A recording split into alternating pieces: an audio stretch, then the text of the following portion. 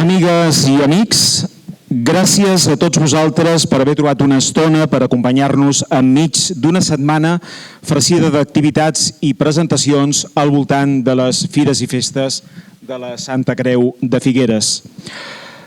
Ens trobem al mig de la gran festa de la ciutat, la protagonista d'aquest volum, fruit d'un projecte que va néixer fa poc més de 2 anys de la intersecció entre una proposta d'Amics dels Museus Dalí, les guies de Figueres i l'autor mateix. L'objectiu era fer un recorregut per una ciutat que manté un idil·li amb la genialitat a través de Salvador Dalí, poder el més conegut de tots, però també a través d'una noble nissaga de pensadors, escriptors i artistes que varen oscil·lar magistralment entre la paranoia i la raó, com explica l'autor a l'inici de l'obra. Max Pérez, recentment nomenat doctor en filosofia, felicitats, i amb un bon nombre d'obres publicades, proposa un recorregut per Figueres, des de l'antic escorxador fins al Teatre Museu, a través d'aquesta artèria anomenada carrer Montoriol. La història ha volgut que aquí hi visquessin Salvador Dalí, Alexandre Deulofeu, Narcís Montoriol i Carles Fages de Climent, entre d'altres. El llibre també compta amb un convidat final, el filòsof català Francesc Pujols, a qui Dalí va erigir fa 24 anys un monument a l'entrada del seu museu. Figueres, ciutat dels genis, editat per Cal·lígraf, es presenta com una guia que ens condueix a través de Figueres mentre descobrim alguna de les seves personalitats culturals. Un volum que esperem que serveixi tant per al públic en general com per a les noves generacions per recuperar la rica història de la nostra ciutat i els seus protagonistes. Gràcies, Max, per confiar una vegada més amb els Amics dels Museus Dalí per a presentar els teus llibres. Aquest ja és el segon d'aquest any, després de l'al·lucinogen de Dalí. I ara crec que s'obren les meves paraules i crec que és el moment perquè ens expliquis com ha estat aquest intens periple que va començar amb un repte i que ha acabat convertint-se en un llibre de capçalera per entendre la genialitat de Figueres. Moltes gràcies.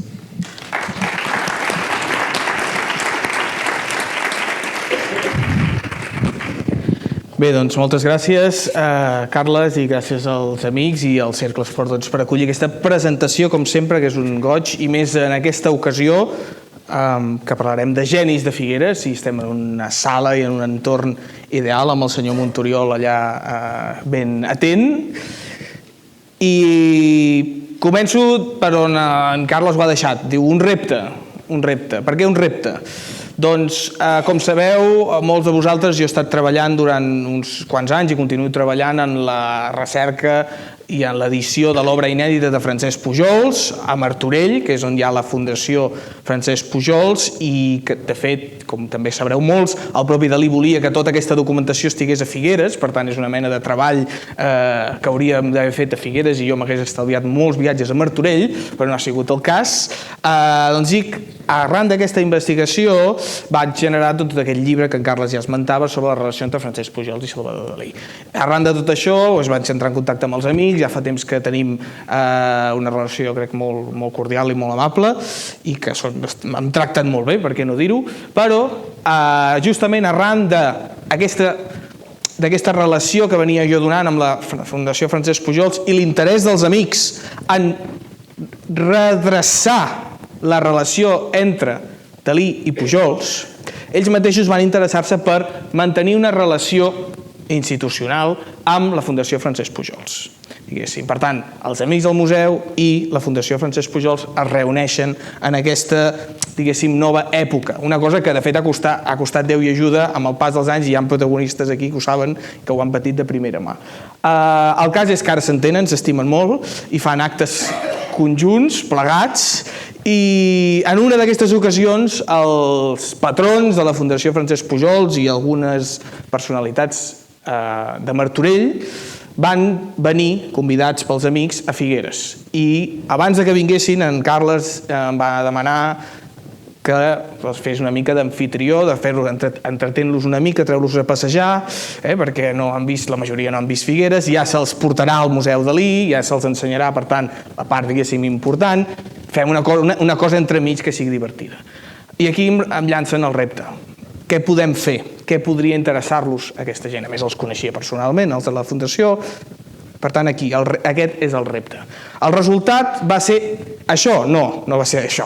Va ser, diguéssim, l'avantpassat d'aquest llibre, que és una visita, que va ser una ruta filosòfico-genial per Figueres. Què vull dir amb això? Doncs era una visita guiada per als llocs emblemàtics del centre de Figueres, bàsicament ja veureu al carrer Monturiol, i paràvem a llocs significatius. Per què? No per Dalí, i aquí, per dir-ho així, ho dic amb molt de carinyo, als amics els hi vaig colar una mica un gol, perquè no vaig fer una ruta daliniana per Figueres, els hi vaig fer una ruta en què Dalí fa d'amfitrió per presentar els seus amics. Qui són els seus amics? Els altres genis de Figueres. Inicialment aquesta visita guiada es va titular Dalí a la ciutat dels genis, una mica, si voleu, en paròdia de la pobra Laura a la ciutat dels sants o l'Alícia al País de les Meravelles, Dalí a la ciutat dels genis. Per tant, descentralitzant una mica la figura de Dalí per permetre'ns conèixer l'humus, el substrat on s'havia erigit aquest personatge que tant coneixem i que venia la gent de Martorell i penseu, a Baix Llobregat, Figueres és Dalí i prou. Dalí i prou. Per tant, no. Dalí és la clau, és l'eina per conèixer tota aquesta altra gent que fer-los conèixer no és trair en cap cas, jo crec, Dalí. Al contrari, perquè, com sabeu, el propi Dalí estava interessat sempre en donar a conèixer aquesta gent, els seus amics, sigui en Fages, sigui en Deulofeu, sigui en Pujols, com en parlaré a continuació. Per tant, surt aquesta visita, no recordo el dia, ho podíem mirar, ho podeu buscar a internet, venen la gent de Martorell i se'ls fa aquesta visita juntament amb la Bel, que la veig per allà, amb la Bel, que ens han fet conjuntament aquesta visita, i els de Martorell, bueno, suposo que van quedar prou contents, no es van queixar almenys, però els hi van fotre un rotllo espectacular. La idea era, però, anar parant, anar aturant-nos en els llocs emblemàtics d'aquesta ruta per presentar-los als genis. Començàvem, com ha dit en Carles, a la plaça de l'Escorxador. Per què? Perquè era el lloc de l'oficina, diguéssim, de la zona turística on començàvem i on anava bé trobar-se, i a partir d'allà ja encaràvem el carrer Monturiol i anàvem parant. Plaça de Palmera, els hi vaig fotre un rotllo, diguéssim, introductori que ara us repetiré vosaltres, heu sigut vosaltres que heu vingut, per tant, d'alguna manera és el que veníeu a escoltar. Però a part d'això, doncs, començàvem farmàcia d'Olofeu. Llavors explicàvem, exposàvem qui era Alexandre d'Olofeu i la matemàtica de la història. Sempre mirava en aquella visita de fer una mica de relació amb Dalí.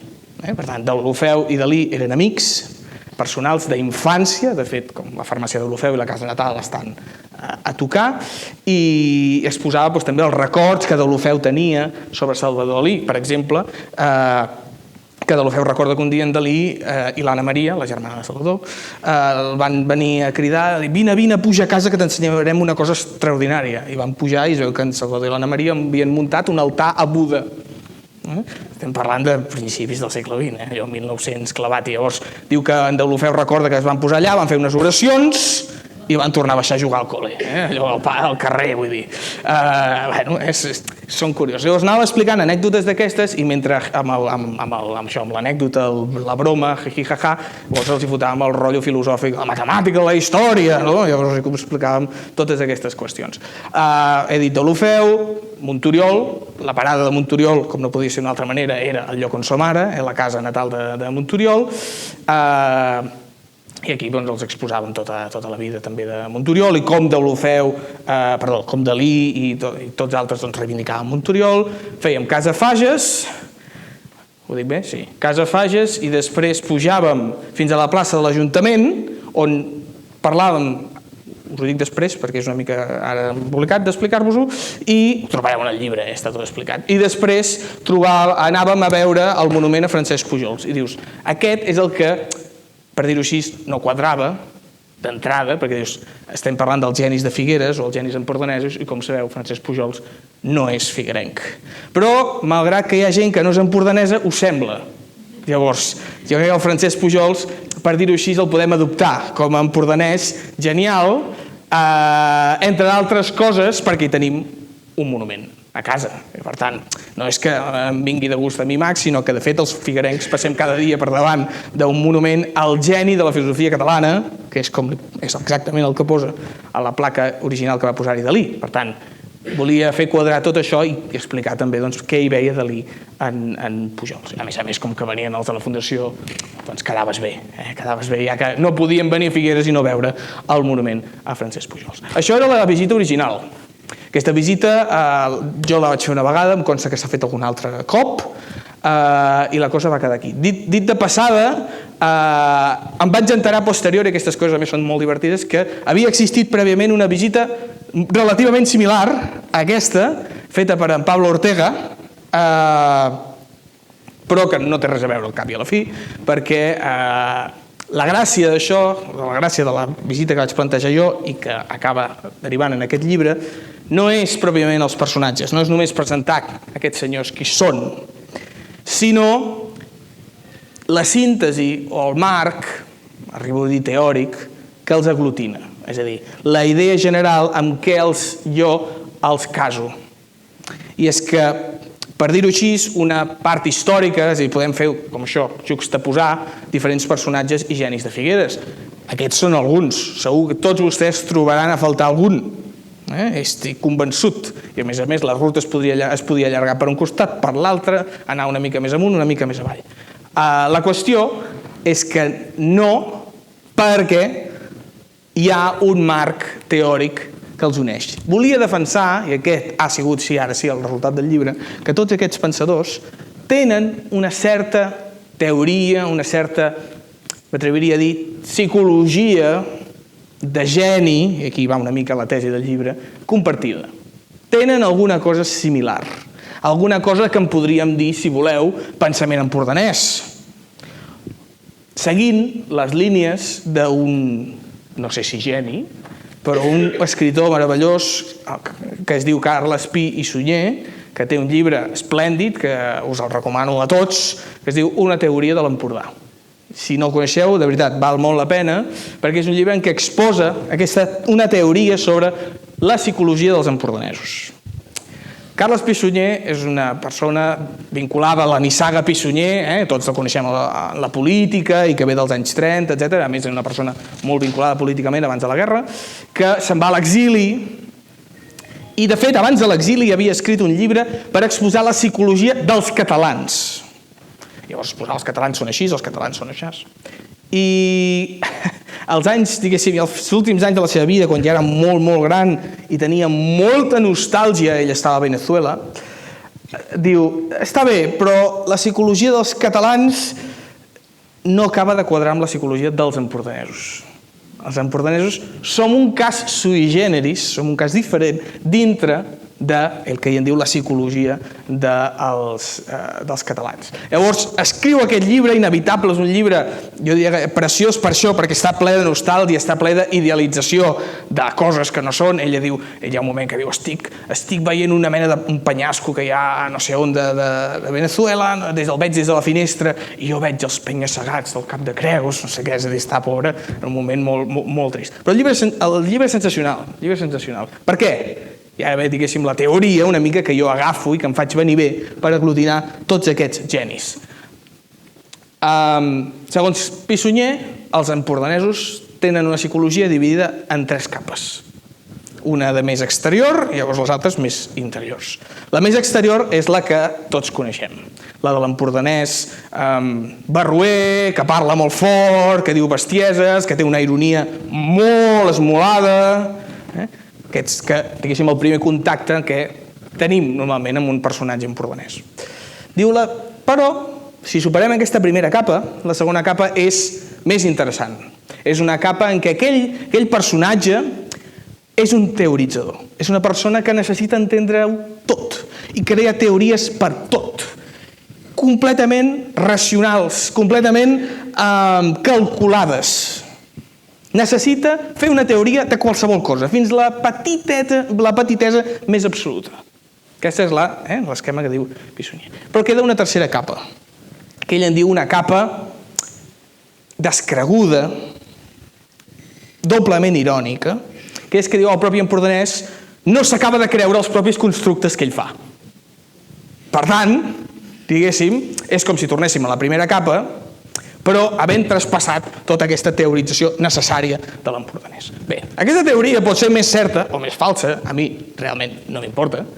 El que m'interessa és que ens va molt bé per aglutinar, per lligar tota aquesta gent. I, de fet, el propi llibre està plantejat com una ruta a través d'aquestes 3 etapes. Perquè el propi camí, que en aquest cas no és una ruta física, sinó una ruta, diguéssim, ideal, a través de la lectura, aquesta capa, en les parades que fa, trobem personatges que van de la capa més teòrica, més racional, fins a la capa que en Pisonyi en diu més irònica i que jo en dic estètica. Quan dic estètica em refereixo a una capa en què el geni empordanès i la psicologia de l'empordanès en general, segons Pisonyi, és conscient de que aquelles teories que ell fa són creacions. Gairebé com si fossin obres d'art, que són grans mentides. Però mentida no en un sentit moral. Ara ens ha colat un gol i ens vol enganyar. No enganyar. Vol fer una gran teoria, una gran construcció. I és conscient que és simplement una construcció. És una mena d'autoconsciència de la seva fiabilitat, si voleu dir-ho d'aquesta manera. Aquest és el rotllo que els hi vaig fotre a la plaça de l'Escorxador. Al principi, els pobres del Baix Llobregat es van quedar una mica així, però insisteixo, la idea era que passem per aquestes 3 capes, i les anireu trobant al llarg del llibre, començant precisament, segurament pel que és el geni més teòric o més racional de tots aquests que vaig triar, que és el senyor d'Olofeu, amb la seva matemàtica de la història, en què ens posarem a fer una teoria sobre una cosa petita que passa? No, les teories sobre la història de la humanitat sencera. Tot està calculat, tot passa per raons calculables matemàticament. Per tant, és fantàstic, és la segona capa feta persona. I el seu diguéssim, amic Montoriol quadra perfectament, perquè el senyor Montoriol, què fa també?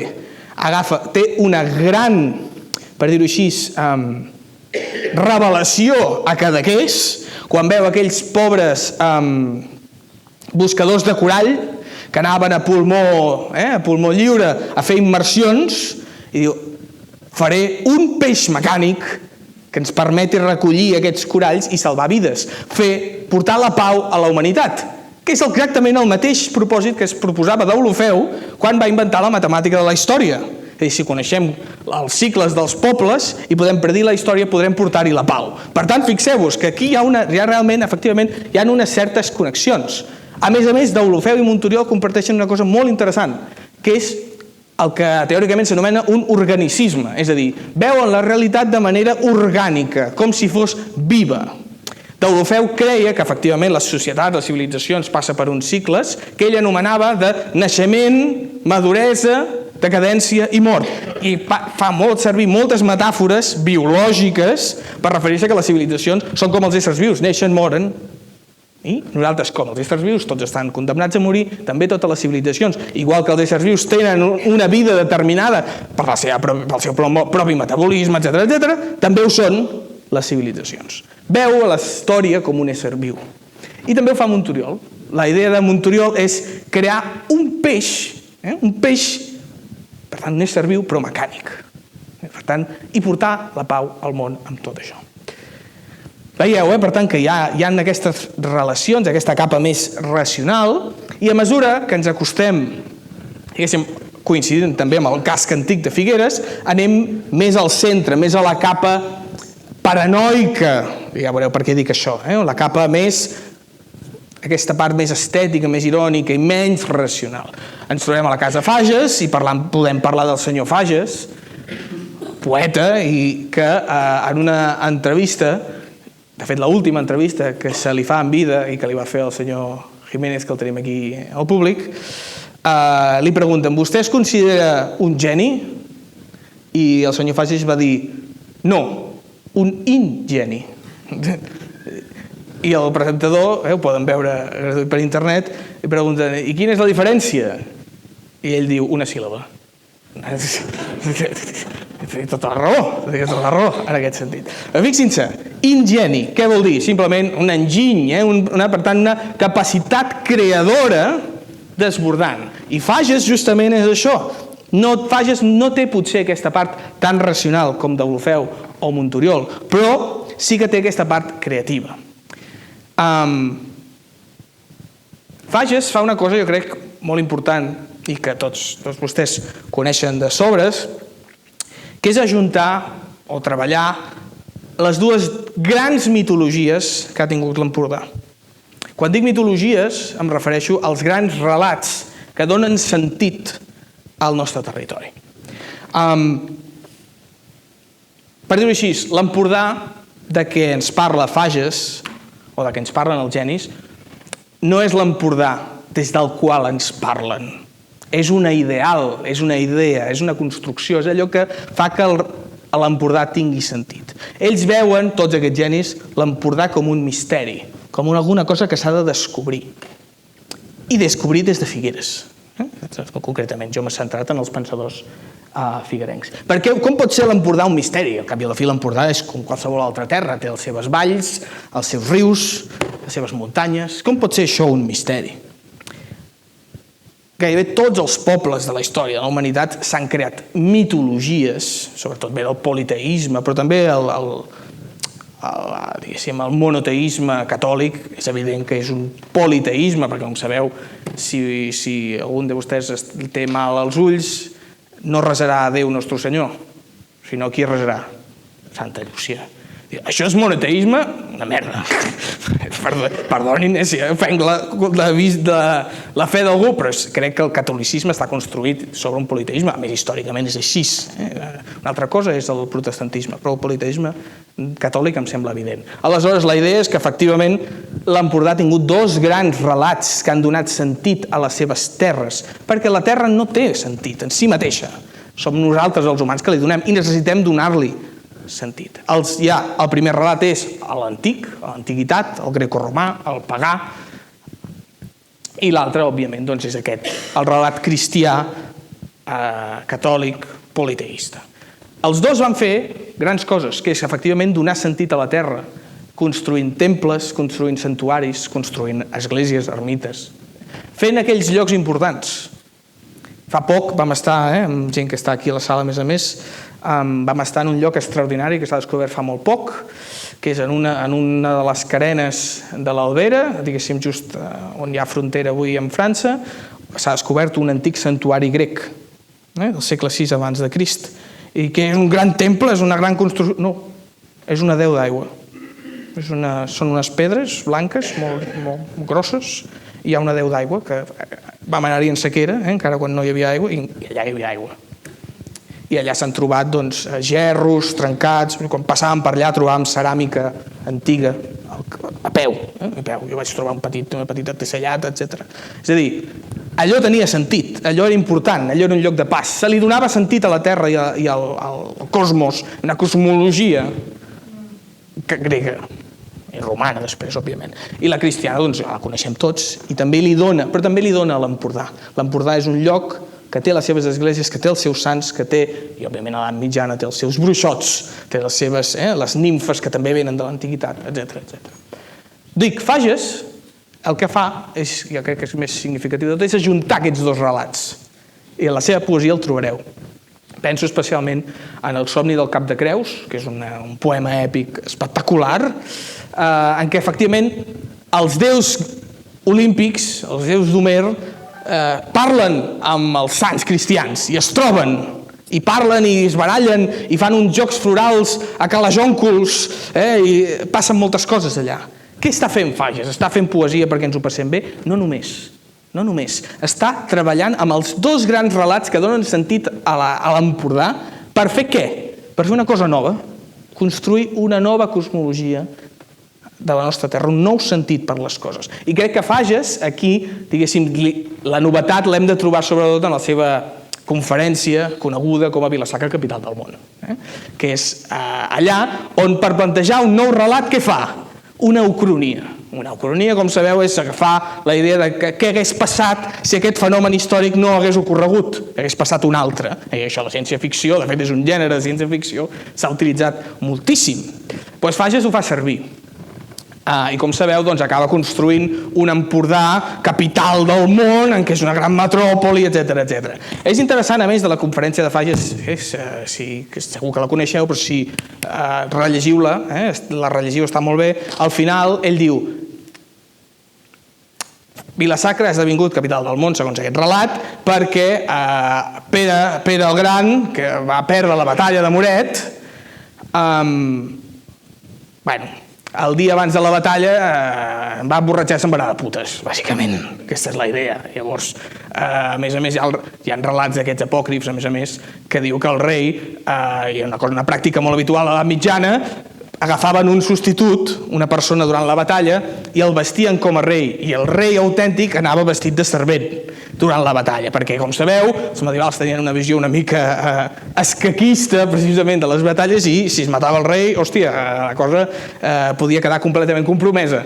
Aleshores, sembla ser que en un moment de la batalla maten a la persona que anava vestida del rei, i llavors comencen a dir: hem guanyat, i el rei autèntic vestit de persona diu: no és veritat, que sóc jo el rei. Per tant, el rei estava fatal, pobre, i per aquestes bestieses, diu Fages, van perdre la batalla de Moret, i per tant es va perdre el somni de la conquesta catalana, el domini d'Occitània, etc. i s'ha impedit el desplegament de l'Empordà com a terra gloriosa, etc. El que és més divertit de tota aquesta història, que en Dalí li encantava, la Vila-sacra capital del món, és que, estava buscant per llegir-vos-ho, però és igual, és que Fages va demanar a Alexandre de Deulofeu que li fes un pròleg del Vila-sacra. I això, normalment el trobareu amb el pròleg. I el que és més divertit és que Deulofeu, al pròleg, es carrega el llibre, cosa que és sensacional. És a dir, aquest llibre, no diu això, però diu: aquest llibre és una merda. És una merda. No, per què és una merda? Perquè els empordanesos mai hem tingut instint imperialista. Mai hem volgut crear un gran imperi. Mai hem volgut conquerir els altres. I a més, Deulofeu t'ho demostra matemàticament. La història... I Fages es veu que estava encantat amb el pròleg. És a dir, efectivament, no passa mai que un prologuista et carregui el teu propi llibre. Per tant, això ho fa encara més impressionant, aquest llibre. I Dalí encara li agradava més, que el Fages li agradés que el Deulofeu li hagués trencat el llibre. I sí que us ho llegiré perquè és sensacional. El Dalí diu: yo creo, això ho escriu Dalí just quan acaba de morir Fages. Yo creo que, en castellà, yo creo que en el caso de Fages de Climent, que un día cuando se conozca su obra se verá que ha tocado problemas universales a través de lo ultralocal y provincial, que es nuestro maravilloso Empordán. Dentro de la iconografía, etnografía empordanesa, será una de las figuras más grandes que hemos tenido, y el libro que considero más genial de todos es la conferencia que dio en la propia ciudad de Sacra, que se llama Vila-sacra capital del món, que además de estar muy bien documentada históricamente, la dio a prologar a otro gran figuerense en la calle de Monturiol, don Alejandro de Deulofeu, inventor de la matemática de la historia, y me dijo entusiasmado: me ha hecho un prólogo maravilloso, pero me revienta completamente el libro, porque demuestra que todo lo que digo en él es completamente falso. Y creo que tiene razón. Es maravilloso, continúa Dalí, de publicar un libro con un prólogo que ataca no solamente el libro, sino que lo destroza. Y además que el propio interesado encuentra que es maravilloso el tal prólogo y está convencido. Este puede ser el mejor rasgo humano del hombre, el que como poeta nadie puede discutir, pues superó todos los límites establecidos. Fixeu-vos el que ens està dient en Dalí aquí. La millor qualitat de l'ésser humà, diu ell, en general, no es queda curt, però d'en Fages, és aquella que en dèiem, aquella capa, aquella tercera capa irònica, aquella autoconsciència de dir: allò és un relat, no m'he de creure, no m'emprenyaré amb el senyor Deulofeu perquè em digui que és mentida. Al contrari, perquè a més el senyor Dalí tenia una gran consciència d'aquesta tercera capa. I us posaré un altre exemple meravellós. El llibre que en Dalí deia que era el seu millor llibre escrit era el mite de l'Àngelus de Millet, un llibre extraordinari, us el recomano moltíssim. Si no us agrada el psicoanàlisi, potser us sembla una mica fora de lloc, però és igual, passeu-hi, travesseu-hi, perquè realment està molt ben escrit. I el que és interessant és que Dalí allà estableix tota una teoria sobre el quadre, psicoanalítica, bla, bla, bla, bla, que a més sembla, entre d'altres, que es va poder confirmar per una cosa que explicaré després. Però sembla ser que quan acaba el llibre li dona a la Gala i li diu: Gala, què et sembla? I la Gala se'l llegeix i la Gala li dona una resposta meravellosa, que és: si el que dius en el llibre és cert, està bé. Però si és mentida, és encara més genial. Perquè descobrir la veritat no té mèrit. És a dir, la veritat és una cosa que està allà. Simplement hi anem, l'agafem, la descobrim, però ja està, és preexistent a nosaltres. En canvi, una creació és una invenció. És a dir, és una cosa que no està allà. No podem anar-la a buscar. Ens veiem amb el, diguéssim, en castellà diem l'aprieto, no?, de construir-la nosaltres. Per tant, el geni qui és? El que descobreix o el que inventa? En aquest cas, el senyor Dalí diria clarament el que inventa. Perquè del que es tracta no és de prescindir de la realitat. Això és, diguéssim, això és idealisme barat, si voleu dir-ho. El que és interessant és agafar la realitat per construir, per fer invencions, per crear mentides, per crear relats com el que feia com fa el senyor Fages a Vila-sacra o el que fa Dalí amb els seus quadres de l'Empordà. I ens agafa aquell Empordà i ens el trastorna i estem allà amb un quadre mitja hora dient això és Carmensó, no? O no ho és, però hi ha aquests personatges aquí, etc. Aquesta creació de mitologies de què us parlava. Per tant, el senyor Fages ja veieu que quadra, o que me faig venir bé que quadri, òbviament, amb tota aquesta categoria. Entenc que, com veieu, també hi pretenc tenir aquesta consciència irònica i, per tant, que, òbviament, aquest relat que veieu aquí no és la veritat en absolut, sinó una forma d'entendre aquests pensadors, aquests genis de Figueres que veieu aquí. Sobre el senyor Pujols no parlaré perquè ja n'he parlat molt i ja els que m'heu patit en altres ocasions doncs ja ho coneixeu també, però sí que volia parlar del geni que no surt aquí i que surt en el llibre i que és potser amb qui m'ho he passat més bé, perquè com veieu la selecció de genis pròpiament no és original, és a dir, són personatges que han sigut més treballats i que inclús les relacions entre ells han sigut treballades també per altres persones i com us deia al principi també hi ha molts altres que podien ser fora. Algú també m'ha fet notar que efectivament no hi ha dones. I és veritat, ho confesso, no hi ha dones. Per què? Doncs simplement perquè no vaig trobar un personatge que quadrés amb aquesta teoria que jo volia fer. Si hagués sigut, segurament l'hagués inclòs. La qüestió, dic, és que vull parlar-vos de l'altre geni que surt aquí, que és el rei, que en dic el rei Micomicó. El rei Micomicó, segurament a tots vostès els soni com l'obra de teatre, que s'ha representat diversos cops aquí a Figueres, feta per Abdó Terrades. Una manera, hagués sigut una opció posar Abdó Terrades com a geni figuerenc, però no em semblava, no ho he fet perquè no quadra amb aquesta teoria. Abdó Terrades, com sabeu, és un dels precursors de la democràcia als Països Catalans, una persona republicana, federal, atea, i que explica gran part de la història política de Figueres. Però el que em sembla més interessant no era la seva obra de teatre, el rei Micomicó, sinó el personatge real que va inspirar l'obra del rei Micomicó. I aquest és l'últim geni, diguéssim, de què parlaré avui, que surt en el llibre, que és Vicenç Perges. Pràcticament no hi ha estudis, no hi ha informació sobre Perges. De fet, una de les coses que em va interessar més quan vaig llegir el rei Micomicó era ell i vaig estar buscant i no trobava gairebé res. Per això vaig fer una petita investigació, un petit treball de recerca per saber qui era aquest personatge i per això, si em permeteu, per acabar la presentació, doncs simplement us explico aquest personatge qui és. Sembla ser que estem parlant de principis del segle XIX, 1800. A Figueres hi havia un senyor que es deia Vicenç Perges, que sembla que va tenir una temporada, regentava un local, una cafeteria, en diríem avui, i que també sembla que va treballar de carter una temporada, una persona, per tant, humil, que va crear una cort reial imaginària. És a dir, alguns amics seus, el seu germà, per exemple, sembla que hi era, es reunien en el local o en algun lloc i recreaven una cort fictícia i en el qual el rei de la cort era en Vicenç. Cada personatge que formava part d'aquest club, diríem avui, de la cort del rei Micomicó, tenia el seu propi títol nobiliari, nomenat pel propi rei. i sembla ser que allà s'hi feien lectures, debats, balls, com si fos Versalles, però era Figueres. I era un local sense tanta pompositat, com podeu imaginar. Abdó Terrades sembla que no sabem si va formar part directament de la cort d'en Vicenç, que es va autoproclamar rei Micó, però sí que en parla, i sí que diu que l'obra de teatre està directament influïda per aquest personatge. Per què Micó? Micó és una regió, és un país inventat que surt al Quixot.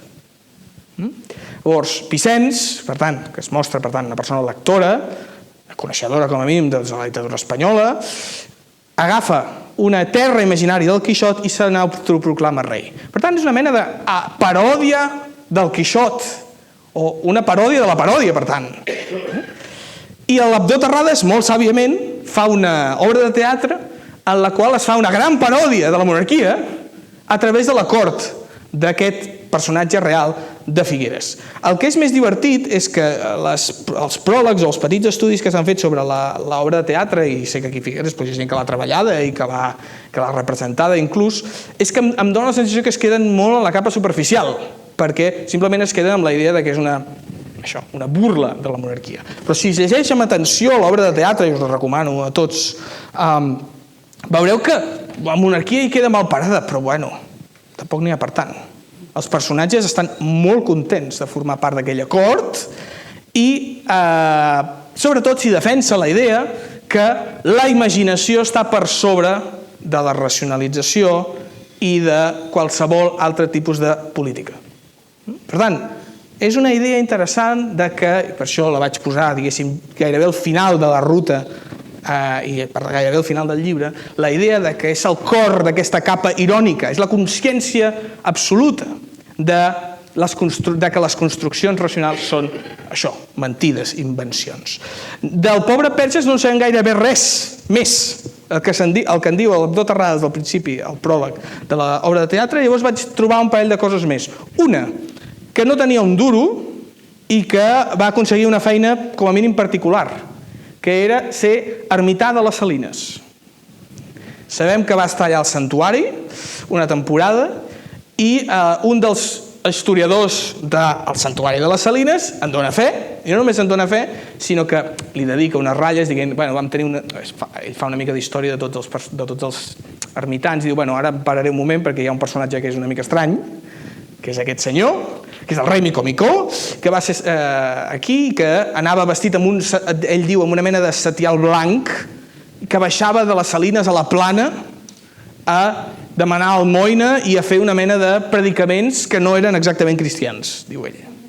El que és interessant d'aquest personatge és que l'historiador de les Salines diu era molt excèntric, tenia aquest club, feia aquestes coses, però l'historiador diu, jo el he conegut i dono fe que no estava boig.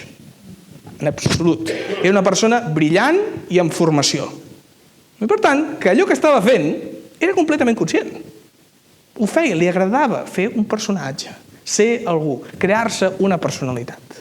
I això és una mica el que penso que en fan també tots aquests genis, del que trobaran al llibre i del que els he parlat avui i del qual em sembla que el Vicenç Perges val la pena que el tinguem en compte i que, de nou, hi ha personatges, hi ha historiadors que han dit que segurament era un personatge inventat d'Abdó Terrades, i no era un personatge inventat perquè efectivament tenim documentació. És més, vaig acabar trobant a la premsa antiga un petit text que explica que va ser detingut en algun moment, no sabem per què, segurament perquè es devia accedir amb aquestes almoines o vés a saber, i a partir d'allà ja en perdem completament la pista.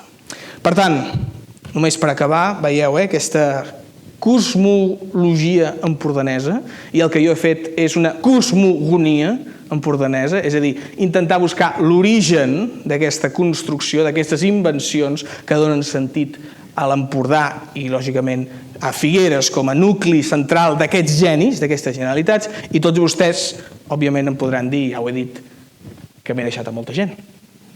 I, per exemple, el Perges em sembla un personatge perfectament comparable a Lídia de Cadaqués, que se permetria fer una comparació molt fàcil i molt interessant entre aquests dos personatges. O Un altre personatge que és Sunyer Capdevila, aquest era de Roses i que és el besavi del Pi Sunyer de què he parlat al principi i que és el primer autor que va escriure un llibre d'ateisme a Catalunya. Estem parlant del segle XIX. Un personatge interessantíssim en la història, per dir-ho així, del que podríem dir el pensament empordanès. I tants altres. Dius, no has parlat de l'edat mitjana, podríem parlar, i ja saben que s'ha glorificat moltes vegades a Ramon Muntaner, de Peralada, per exemple, etc. I podríem ficar molta i molta gent. I, de fet, a l'últim capítol, no és un spoiler, perquè com que el compraran tots vostès i el llegiran no ve de 2 minuts, com deien el senyor d'Olofeu i el Francesc Pujols, les cartes, s'acaben les cartes, diu, a mi no em ve de 3.000 anys, es compartien així, em sembla una fantàstica. Hi ha una mena d'epíleg en què tots els genis empordanesos que no he inclòs al llibre em venen a passar comptes. I em venen a dir, per tant, és una mena de llicència perquè vostès també puguin trobar molts noms que m'he deixat, molts dels quals no he inclòs perquè no eren figuerencs, com veuen, i que per tant, doncs a mi com si fos una mena de Dante, jo, pobre de mi, em venen a buscar, em venen a passar comptes. I només per acabar, doncs, amb aquesta idea de les mitologies i la necessitat de les mitologies i segurament la importància de que Figueres es reforci una mitologia pròpia i l'Empordà tingui una mitologia pròpia altra vegada, acabo amb unes paraules d'en Salvador Dalí, que són molt conegudes però que crec que tenen el seu interès. I diu que efectivament és evident que existeixen altres mons, això segur, diu ell, però com ja he dit moltes vegades, aquests altres mons estan en el nostre. Resideixen a la Terra, per tant aquesta interpretació, i això ja és Dalí afegit, i precisament al centre de la cúpula del Museu Dalí. Moltes gràcies.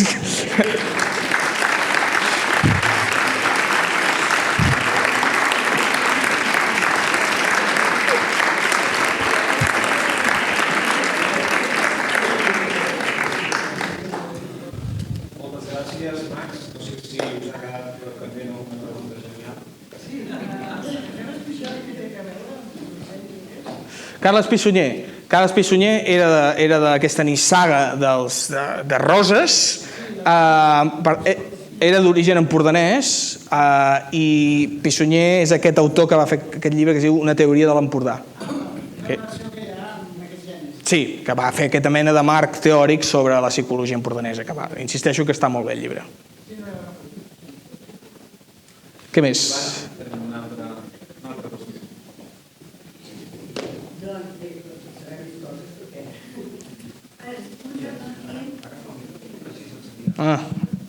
Ja parlaré.